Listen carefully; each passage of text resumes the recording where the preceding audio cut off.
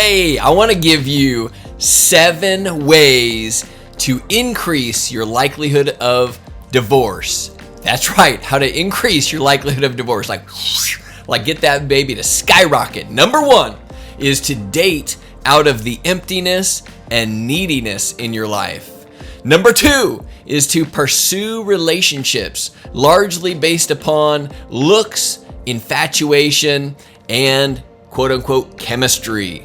Maybe even mix in a little bit of alcohol. That'll really do it. Number 3 is to don't take the time to think through boundaries, why you have them, or how to articulate them. Don't worry about that. That'll help your likelihood of divorce for sure. Number 4, date with as little accountability from family and friends as possible. Number 5, this is a good one. Stop going to church. Number 6, have more rather than fewer sexual partners. And number 7, cohabit. Make sure you live together before marriage. So if you want to increase your likelihood of divorce, those are 7 social scientific ways to increase your likelihood of divorce.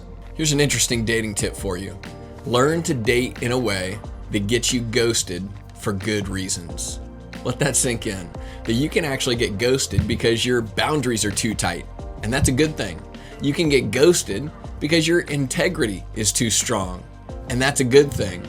Let those people go and take their ensuing relationship baggage and put it on somebody else and say good riddance and be thankful and grateful that you just got ghosted.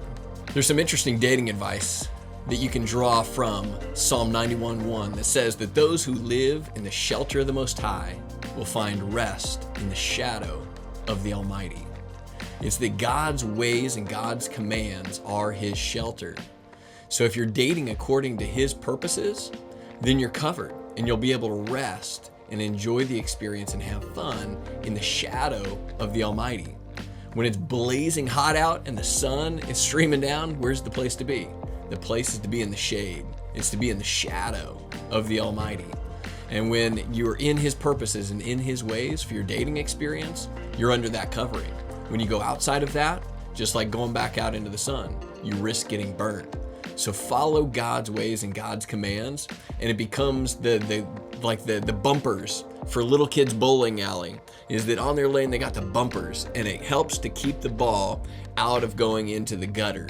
That's what God's commands does in dating. It's the boundaries, it's the guardrails that keep you out of the gutter and keep you headed towards the target. Amen? For all those Christian singles and daters out there, here's a distinction you need to make in dating and relationships. Is the difference between people that are playing hard to get versus people that are genuinely hard to get. Is that we've got this mantra that we need to play hard to get. And what that is that it's a fake signal or for virtue. Is that it's putting it out there that you're hard to get. But then when you do get into a dating relationship, that person is quick to come around to infatuation, temptation, and physical intimacy.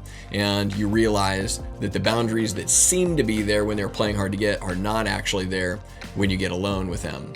Versus the other side of the coin, which is actually being genuinely hard to get. For biblical reasons. This person's hard to get in a dating relationship because they have appropriate standards, expectations, intentions, and boundaries for themselves. And that's a good thing. So those are the people to go after and to be mindful of and appreciate the hard to get nature versus those that are simply signaling the virtue by playing hard to get, but then it's a whole nother story the second you get alone. Here's one practical way to think about how to set proper boundaries in your dating relationships. Consider dating your current or next dating partner the way that you hope that your future spouse is being dated by their current dating partner. When you put it from that perspective of thinking about the person that you're dating, you may not end up being married to, but your future spouse is out there somewhere and they might just be dating somebody else at this point in time. How do you hope that they're currently being dated by their partner? And then that's how you should be dating in your relationships. Did you know that there are 2 variables, 2 things that can crop up early in a dating relationship that in combination lead to the number 1 reason for relationship baggage, poorly matched couples, and ultimately divorce. Those two variables are infatuation and physical intimacy. When those two particular variables are combined early on in a relationship, it ultimately makes you susceptible and leads you down a path towards increased relational baggage, ending up in a poorly matched couple, and ultimately, if that continues into marriage, can lead to divorce. Hey, as a thank you for watching, liking, and subscribing, we got a free download just for you with a link in the description below. It's our 5 keys to successful dating cheat sheet. You're not going to want to miss these 5 critical components to attracting, dating, and marrying a godly spouse.